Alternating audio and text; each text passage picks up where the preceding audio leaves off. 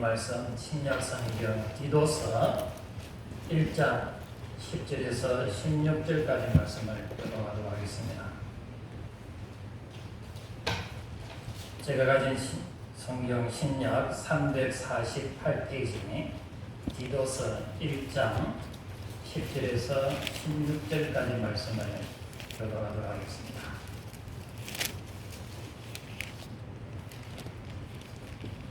찾으신 줄 알고 하나님의 말씀을 들읍시다.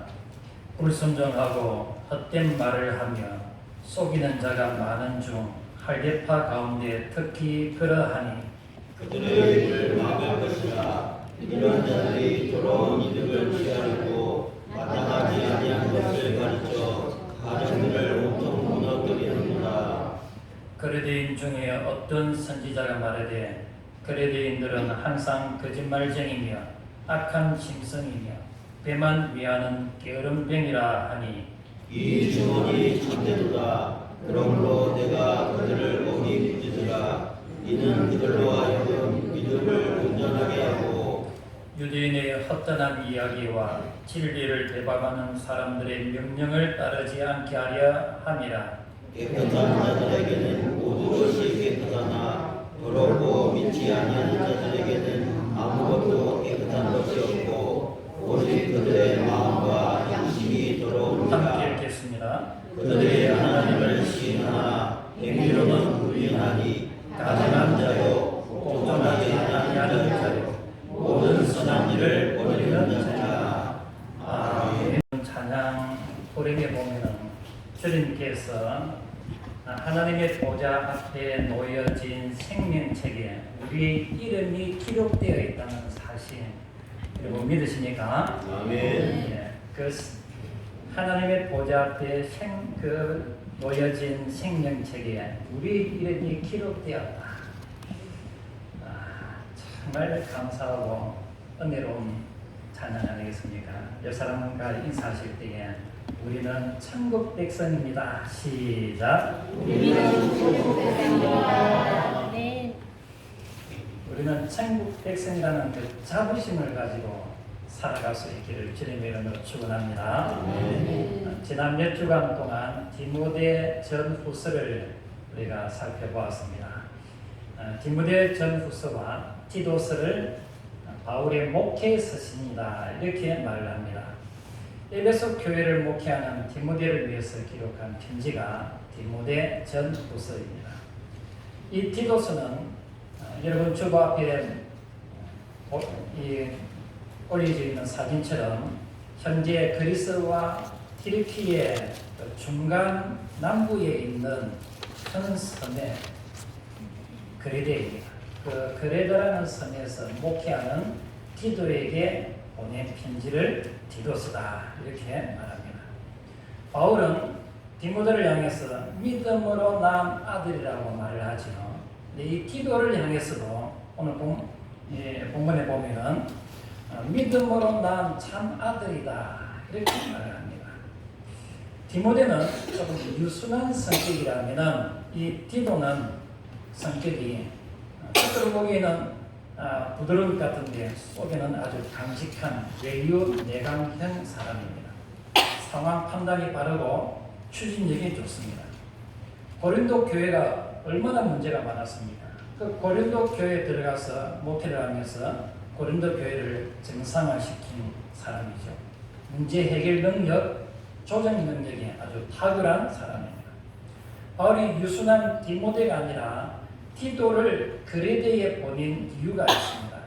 12절에 보면은 그레데에 사는 사람들의 그 성향이 어마무시합니다.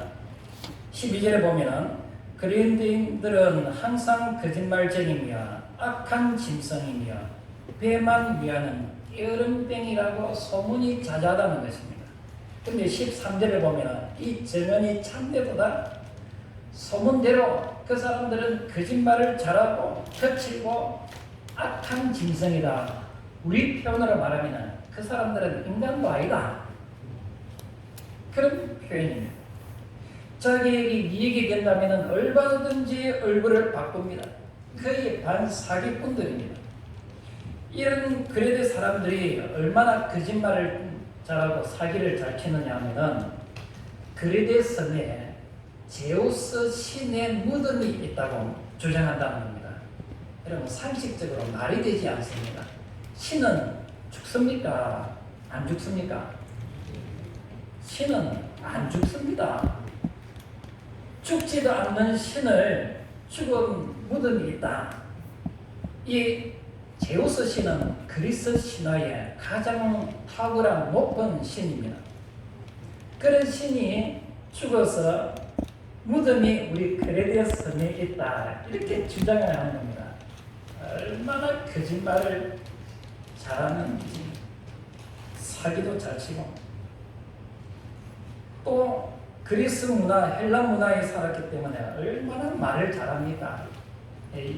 10마리 하면은 8마리는 거짓말이고 1마리는 사기고 나머지 1마리는 이게 농담인지 진실인지 헷갈리는 그런 사람들이 바로 이 그레데 사람입니다. 여러분 그런 사람들 만나보셨습니까? 참 인생을 아주 아름답게 사셨거든요. 저는 이런 사람들을 제법 많이 만나봤습니다. 뻔한 건데 예를 들어서 이게 컵이지 않습니까? 이게 컵입니다 하면 이게 뭐가 컵입니까? 그렇게 말을 하는 사람. 참 대책 없는 이런 데서 목회를 해야 되니 디도 아니면은 그 험한 데에 가서 목회를 할 수 있겠나? 그래서 디도를 그 그레데 섬에 보내서 목회를 하게 한 것입니다. 그러면은 디도가 목회하면서 가장 먼저 해야 할 일이 뭐냐? 5절에 보면은 읽지 않았습니다. 5절에 보면은 내가 너를 그레데에 남겨둔 이유는 남은 일을 정리하고 내가 명한 대로 각 성의 장로들을 세우게 하려 함이니 첫 번째 해야 할 일은 남은 일을 정리하고 두 번째는 각 성의 장로들을 세우는 것입니다. 먼저 남은 일이 무엇인지 살펴보겠습니다. 여기서 남은 일은 어떤 일을 하다가 마무리를 짓지 못한 일이 있는데 그것을 마무리 지어라 이런 의미가 아닙니다. 옛날 성경에는 부족한 일 이렇게 표현했습니다. 헬라 원어에 보면은 흠이 있는 것을 고쳐라 그런 의미입니다. 2장 14절 말씀처럼 인격적으로 신앙적으로 흠이 있는 사람을 잘 가르쳐서 선한 일에 열심을 다하는 그런 그리스도인으로 세워라 그런 의미입니다. 그렇다면 그레데 교회 성도들의 흠이 무엇일까? 조금 전에도 말씀을 드렸다시피 그레데의 사람들은 입만 열면 거짓말합니다. 의리라고는 하나도 없습니다. 살아가는 것이 난잡합니다. 옛날 우리나라 사람들을 한번 생각해 보십시오. 전부는 아니지만은 사회 분위기가 어떻습니까? 노름하고 술 마시고 길에 가다가 아무 데서나 소변 누고 길에 침 뱉고 담배꽁초 버리고 술 주정해서 집에 가서 아내 애들한테 폭력을 행사하고 막 술 마시고 길에 돌아가 다니면서 막 노래 부르고 그레데 교회 안에 이런 사람들이 제법 있었다라는 것입니다. 이런 사람들이 교회에 왔다고 하루아침에 바뀝니까? 몸에 비어 있는데 특히 14절에 보면은 유대인의 허탄한 이야기 디모데 전후서를 우리가 공부하면서 말씀을 드렸습니다. 유대인이 헛되는 이야기는 뭡니까? 율법주의자들, 율법을 지켜야 천국에 갈 수 있다. 이런 사람들. 15절에 겉으로는 깨끗한 척 하지만 속에는 더러운 것이 그대로 있는 양심이 더러운 자들. 16절에 하나님을 믿는다고 하지만 행동은 전혀 그렇지 않는 세상 사람들과 똑같은 사람. 이렇게 흠이 있는 사람들을 어떻게 해야 되느냐? 13절에 네가 디도 네가 그레데 교회 목사이니 그들을 엄히 꾸짖으라 야단을 쳐라 혼을 내라. 여러분 내 자녀가 학교 가서 공부 못하는 것은 그 어쩔 수 없습니다. 왜요? 내 머리를 닮았기 때문에 그렇습니다. 내 자녀가 학교 가서 공부 못하는 거, 내 유전자를 닮았기 때문에 말하면 안 됩니다. 그런데 나쁜 친구들하고 어울리다면 어떻게 됩니까? 행실이 나쁘면 어떻게 됩니까? 혼을 내게 됩니다. 거짓말하고 욕하고 나쁜 친구들하고 어울리다니면 혼을 내게 됩니다. 욕하고 그러면 주둥이를 씹어가야 됩니다. 왜 그럴까요? 아프냐? 네가 말한 그 말 때문에 상처받는 사람은 그보다 더 아프다. 그러면서 한두 번 주둥이를 치라고 말을 바로 해라. 거칠게 행동하고 사기 비슷하게 해놓고 들통이 나면 농담이었는데요. 이렇게 얼굴무리는 그런 사람. 옛날에는 길에 가다가 껌을 뱉고 침을 뱉고 담배 피우다가 아무데나 꽁초를 부리고 그런 일들이 많았습니다. 그 옛날에 우리 사회 분위기였습니다. 그런데 지금 어떻습니까? 지금은 문화 수준이 아주 높아졌습니다. 지금 거래대 성도들의 그 수준이, 그 문화 수준이, 신앙 수준이 어떠냐? 아직도 후진국 수준이라는 것입니다. 그런 것은 그리스도인으로서 수준 이하다. 조금 전에 우리 집사님께서 기도하실 때에 그리스도인의 그 품격을 말씀하셨는데, 예, 맞습니다. 예수 믿는 사람이라면 예수 믿는 사람들의 그 품격을 지켜야지. 그들을 음이 꾸짖으라, 가르쳐라. 그래서 믿음을 온전하게 해라.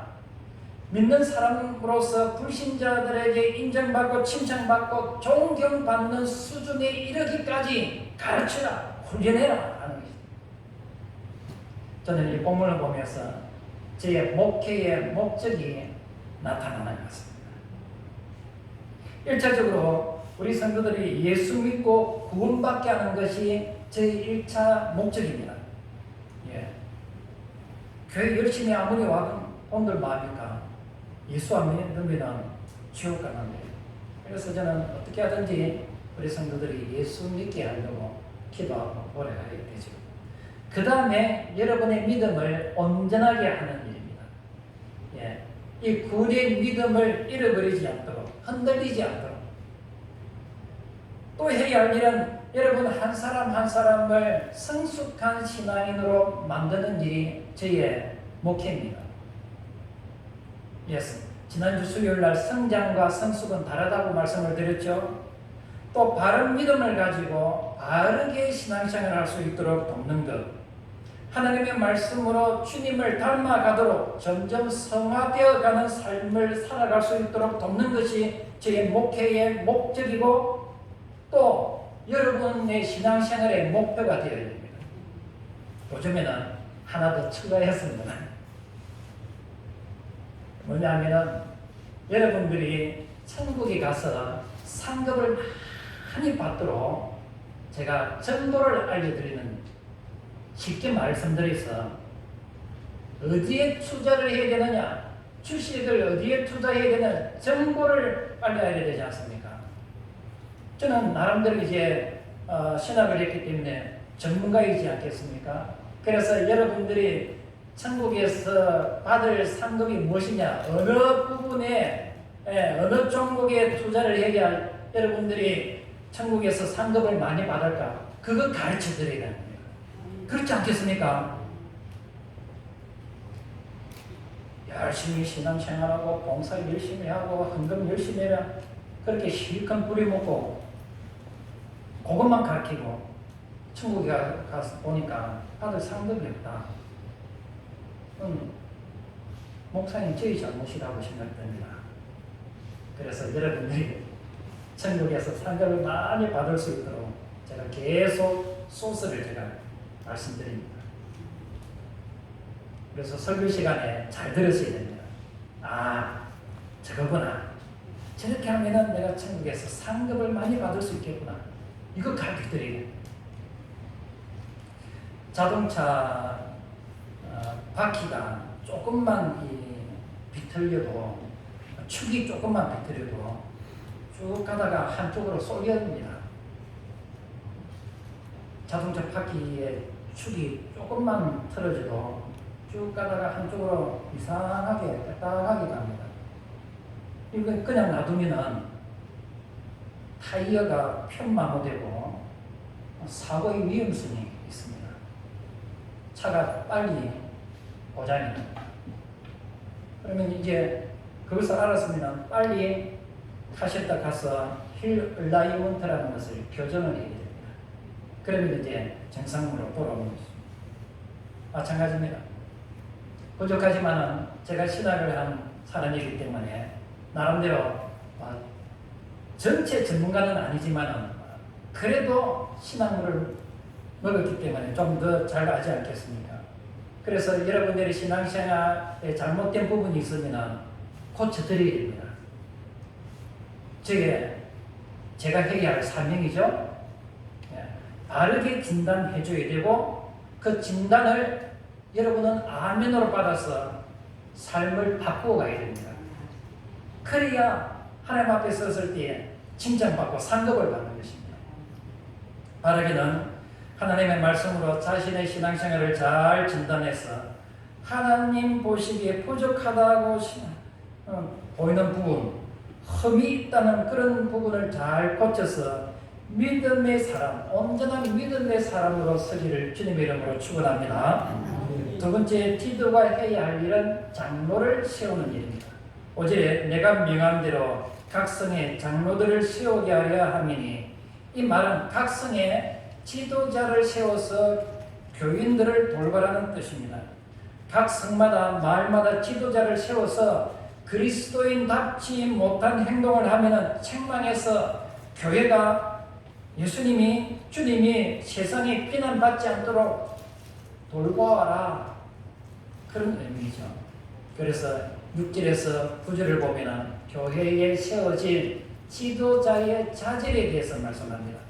6절을 보면 책망할 것이 없고 라고 시작해서 9절에 그 썰렁 말하는 자들을 책망하게 하려 함이라 라고 되어 있죠. 신앙생활을 바르게 하지 않는 사람을 책망하려면 지도자가 먼저 책망받을 것이 없는 흠없는 사람이 되어야 한다는 것입니다. 살다 보면 누구나 할 수 있지만 또 아무나 할 수 없는 일들이 많습니다. 헷갈리죠? 누구나 할 수 있는 일이지만 아무나 할 수 없는 일들이 많습니다. 예를 들면 여러분들이 가지고 있는 스마트폰으로 우리가 사진을 많이 찍습니다. 아무나 사진을 다 찍을 수가 있습니다. 그러나 그 스마트폰으로 찍은 사진을 전시할 수 있는 수준은 아무나 안 되는 겁니다. 맞습니까? 요즘 삼전믹서라 해서 주식 이야기를 하게 되는데, 주식이 급등하니까 주식에 투자하는 사람들이 늘었다고 합니다. 근데 정작 주식을 해서 돈을 벌었다 이런 사람보다도 손해보았던 사람들이 훨씬 더 많습니다. 누구나 주식 투자할 수 있습니다. 그러나 아무나 주식에서 이윤을 보지 않는다라는 것이죠. 이와 같이 세상에는 누구나 할 수 있는 일 같지만 아무나 할 수 없는 일들이 있습니다. 영적인 일도 마찬가지입니다. 영적인 리더로서 공동체를 이끄는 일 누구나 할 수 있는 것 같지만 그러나 아무나 할 수 있는 것이 아니라는 것입니다. 그래서 그 일을 감당할 수 있는 자질이 있느냐 따져봐야 하는 것입니다. 오늘날 한국 교회의 가장 큰 문제점을 꼽으라면 목회자의 타락이다 이렇게 말을 합니다. 우선 부르심이 없는 소명의식이 없는 그런 사람들이 직업으로 신학을 해서 목회자가 된 사람들도 있습니다. 또 어떤 사람은 제대로 훈련받지 못한 자질을 갖추지 못한 사람들도 있습니다. 윤리적으로 도덕적으로 참 문제가 있는 사람들이 있지요. 이런 사람들이 목회자가 되고 영적인 지도자가 되어 있으니 교회가 끊임없이 어려움을 겪는 것이죠. 교회에서 평신도 지도자를 세우는 것도 마찬가지입니다. 철저한 검증 없이 인기몰이로 선택이 되어서 직분자가 되는 경우도 있습니다. 제대로 훈련받지 않은 채 임직을 받는 경우도 있습니다. 영적인 내공이 없는 사람이 있습니다. 영적인 내공이 없으니까 사역을 감당할 때 조금만 어려움이 있으면 낙심하고 지치고 시험 들고, 같이 기도하자 하면 기도할 줄도 모르고, 어떤 일을 의논하다가 자기 주장대로 안 되면 막 성질부터 내고, 이게 훈련이 안 돼서 그렇습니다. 이렇게 훈련되지 않는 사람을 중직자로 세우니까 목회자도 힘들고 교회도 힘들고 본인도 힘들고. 그러면 어떤 사람이 교회의 영적인 지도자가 되어야 되느냐? 사도행전 6장을 보면 초대교회에 평신도 지도자를 세우는 것을 볼 수가 있습니다. 그때 기준이 성령과 지혜가 충만한 사람, 사람들에게 칭찬받는 사람을 선정해서 7지사로 세우지 않습니까? 그런데 오늘 본문을 보면 사도행전 6장의 기준과는 조금 다른 부분들이 있습니다. 6장에서 6절에서 7절을 보면 책망할 것이 없고, 여기 책망할 것이 없다라는 말이 두 번이나 등장하죠. 도덕적으로, 신앙적으로 다른 사람들에게 책 잡힐 일을 하면 안 된다는 것입니다. 2005년에 개봉된 친절한 금자씨라는 영화가 있습니다. 자주 인용하는데 이 영화에 명대사가 있죠. 뭡니까? 니나 잘하세요. 주인공 금자씨가 13년 만에 교도소에서 출소를 합니다. 그동안 관심을 가지고 전도했던 전도사님이 이제 두부를 들고 교인들과 함께 마중을 나갔습니다. 전도사님이 그동안 수고했습니다. 앞으로 죄 짓지 말고 성실하게 잘 지내세요 라고 하니까 주인공 금자씨가 뭐라고 말했다고요? 니나 잘하세요. 그 전도사님. 이 영화를 만든 박찬욱 감독의 그 감독의 영화를 보면 의도하고 찍었는지는 모르겠으나 살인이나 범죄의 현장의 그 뒷배경을 보면 반드시 십자가가 등장합니다. 여러분들은 그냥 보시는지 모르겠지만 저는 그런 게 눈에 들어옵니다. 모르겠습니다. 의도하고 그렇게 했는지는 모르지만 친절한 금자씨에서 니나 잘하세요라고 전도사님에게 일갈하는 그 대사는 세상 사람들이 기독교를 어떻게 바라보고 있는가에 대한 명쾌한 해답이라 할 수가 있습니다.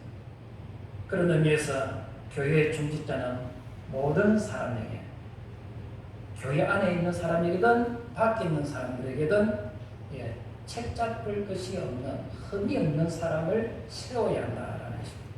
다시 말해서 니나 잘하세요 라고 조롱받는 사람이 되면 안 된다는 것입니다. 오늘 본문의 영적 지도자가 두 가지 점에서 책망할 것이 없어야 된다라고 말씀하는데, 하나는 개인 생활입니다. 법적으로, 도덕적으로, 윤리적으로 비난받는 일이 없는 사람. 또 하나는 가정 생활입니다. 영적 지도자가 되려고 하면 가정 문제 때문에 책망받을 일이 없어야 된다라는 것입니다. 여러분, 여기 계신 모든 분들은 집사, 권사, 장로, 목사이겠지만은 세상에 나가면은 교회 다닌다라는 그 하나만으로 자기들과는 다른 수준의 사람이라고 여깁니다. 당신이 목사가 되었던 장로가 되었던 교회 다닌다 그 순간 나와는 레벨이 다른 사람이구나. 적어도 나보다는 도덕적으로 윤리적으로 더 훨씬 뛰어난 사람, 성실하고 정직한 사람이라고 생각을 합니다. 세상 사람들이 우리를 막 욕을 하고 그래 하지만은, 조롱하고 비난하지만은 기본적인 마음이 그렇게 깔려 있습니다. 그래서 우리가 잘못하면은 비난하십니다. 여러분, 절에 다니는 사람이 그럴 수 있나 하고 욕하는 거 봤습니까?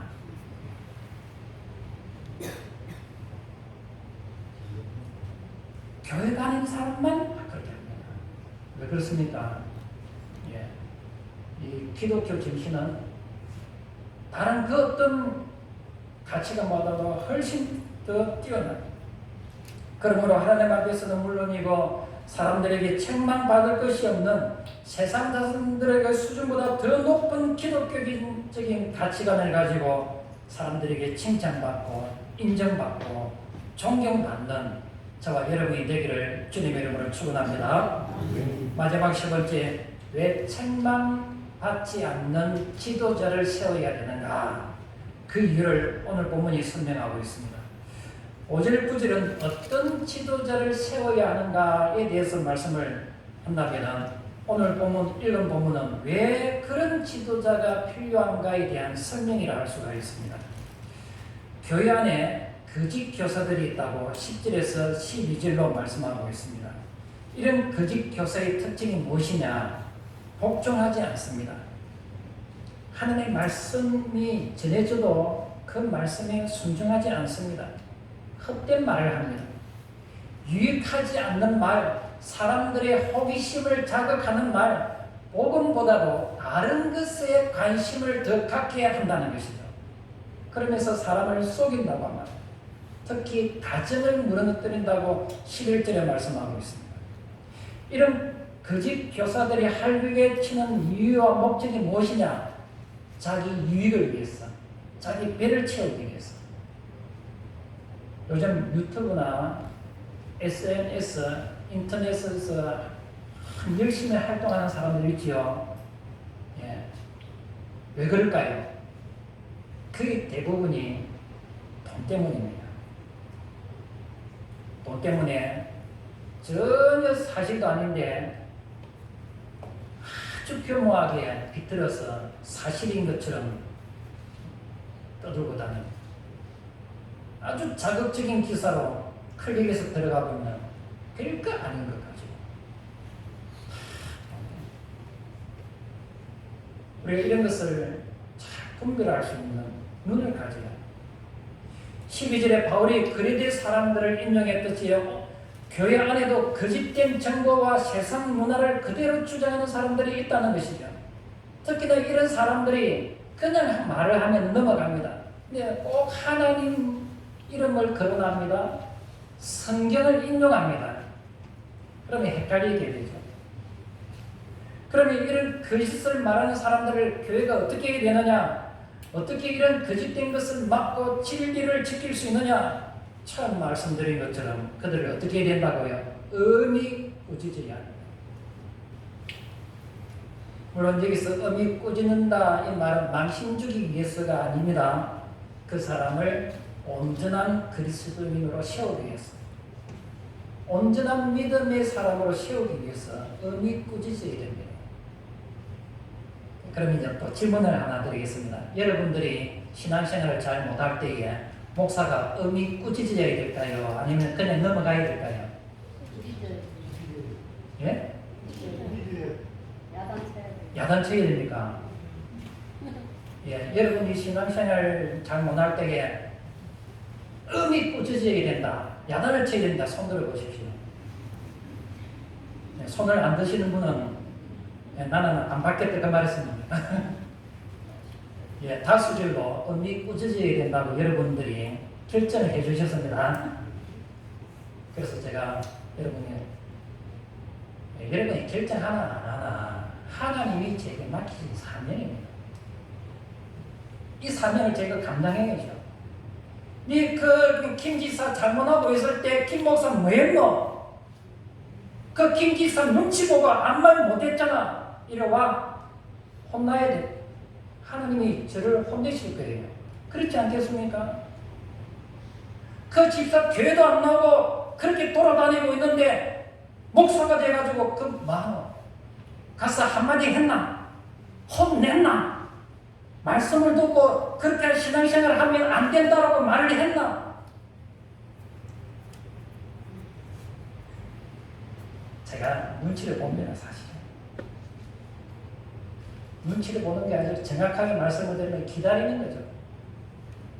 기다리는 거예요. 신앙이 철이 들 때까지 기다려야 됩니다. 기도하면서 언제 저 사람이 신앙이 철이 될까? 언제 온전한 믿음을 가질 수 있을까? 기도하면서 기다리는 거죠. 교회 안에 허탄한 이야기로 진리를 훼손한 사람들이 있습니다. 자기는 잘못하면서 다른 사람에 대해서 비난하고 정죄하는 사람들이 있습니다. 이렇게 교회 안에는 우리가 생각하지 못하는 여러 가지 문제들이 일어나는데 이런 문제들을 해결하기 위해서 지도자를 세워야 된다는 것이죠.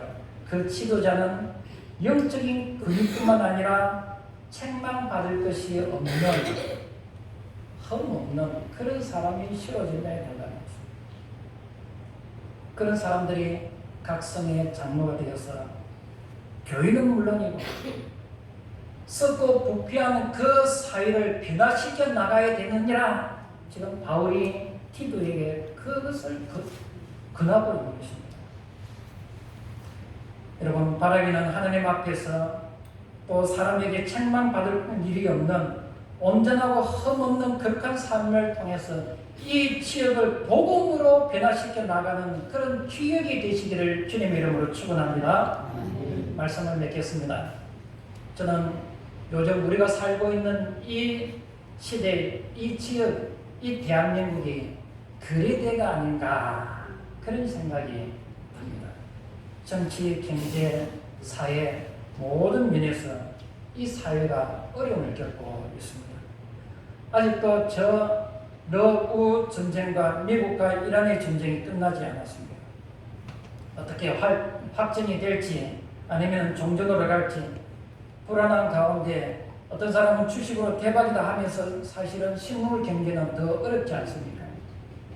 별별 이상한 가짜 뉴스가 판을 치고 있습니다. 지금은 AI로 정말 깜짝같이 사람들을 속이고 있습니다. 교회 안에서도 마찬가지입니다. 세상에 아무리 아껴도 교회 많은 성도만은 그렇게 안 했으면 좋겠는데 교회까지 그렇게 하니까 믿음이 없는 사람은 교회를 떠납니다. 전도하면 젊은 사람들이 교회를 안 옵니다. 교회 가보니까 목회자의 타락은 어제 오늘의 이야기가 아니죠. 그럼에도 불구하고 계속 나타나고 교회가 어쩌면 저럴 수가 있을까 할 정도로 별별 희한한 이야기가 들려옵니다. 하나님과 성경을 인용할 뿐이지 그 마음속에는 하나님도 없고 믿음도 없고 자기 배만 채우는 그런 사람들이 교회 안에서 주인 노릇하고 있다는 것입니다. 그 속에서 정말 순수하게 신앙생활하는 성도들은 어떻습니까? 일터에서 삶 속에서 어려운 문제들이 많이 있습니다. 어떤 사람은 질병 때문에, 어떤 사람은 경제적인 문제로, 자녀의 문제로 어려움을 겪는 사람들이 있습니다. 우리가 살아가고 있는 환경이 거래대와 같이 그런 어려운 환경이라는 것입니다. 그렇다면 거래대와 같던 오늘 이 시대에 우리를 남겨놓으신 이유가 무엇일까요? 바울은 디도를 거래대에 남겨둔 이유를 이렇게 말합니다. 남은 일을 정리하고 장로들을 세우기 위함이라. 남은 일이라는 것은 흠이 있는 것을 고치라는 것이죠. 개인적인 흠이든 교회의 흠이든 사회의 문제이든 잘못된 것을 고치고 변화시켜 가라. 우리도 이 땅에 남아있는 이유가 무엇입니까? 이 사회가 하나님 앞에 잘못된 것이 있다면 우리가 변화시켜 나가야 됩니다. 죄로 물든 이 사회를 변화시켜 나가는 일에 쓰임받기 위해서 나 자신이 먼저 하나님 앞에 흠이 없는 자로 서야 되는 것이죠. 책망받을 것이 없는 사람으로 서야 합니다. 교회 안에 거짓된 자들, 마음과 양심이 더러운 자들을 엄히 꾸짖어서 온전한 믿음으로 세우고 진리를 배반하는 그 자들로부터 교회를 든든히 세워가는 그런 주의 일꾼들이 되기를 주님의 이름으로 축원합니다. 찬송하겠습니다.